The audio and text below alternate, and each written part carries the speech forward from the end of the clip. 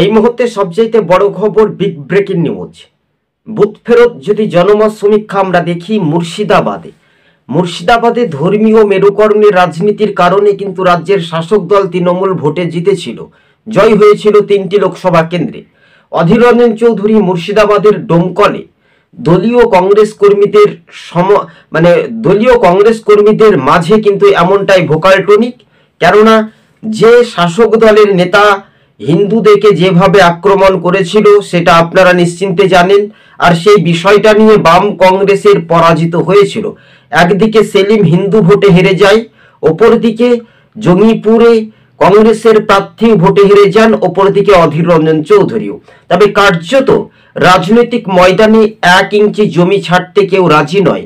তেমনি স্বাভাবিকভাবে সবুজবঙ্গ নিউজ আপনাদের সঙ্গে যে আমরা প্রতিক্রিয়াগুলি তুলে ধরছি সেইগুলো বাস্তবে মিলে যাওয়ার সম্পূর্ণ একটা বার্তা বা ইঙ্গিতপূর্ণ তাৎপর্যপূর্ণ ভূমিকা, সেটা একটা গুরুত্বপূর্ণ বিষয় নিয়ে আপনাদের সঙ্গে আমরা প্রতিক্রিয়াটি তুলে ধরেছি।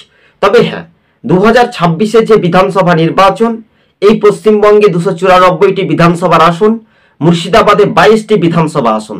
ডোমকলে কিন্তু দেখা যাচ্ছে যারা বিরোধী রাজনৈতিক দল করে তাদেরকে পঞ্চায়েত ভোট থেকে লোকসভা ভোট পর্যন্ত মিথ্যা মামলা দেওয়া হয়েছিল যে কর্মীরা ভোট করে, এবং কার্যত এই ধর্মীয় মেরুকরণের রাজনীতি কিন্তু 2026-এ রাজ্যের শাসক দল তৃণমূল কিন্তু চেষ্টা করতে পারে বলে এমনটাই খবরের ইঙ্গিত।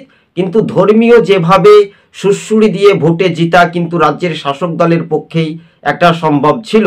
আর বাস্তবে যারা বিরোধী রাজনৈতিক দল করে তারা বাস্তবে সেই চিত্রগুলো একত্রিতভাবে তারা দেখেছিল যে এই রাজ্যের শাসক দল তৃণমূল অনেকটা চেষ্টা করলেও 2026-এ বাংলার জনগণ কোন দিকে রায় দেয় সেটাই বাম কংগ্রেসের পক্ষে একটা সওয়াল মুর্শিদাবাদে দেখা।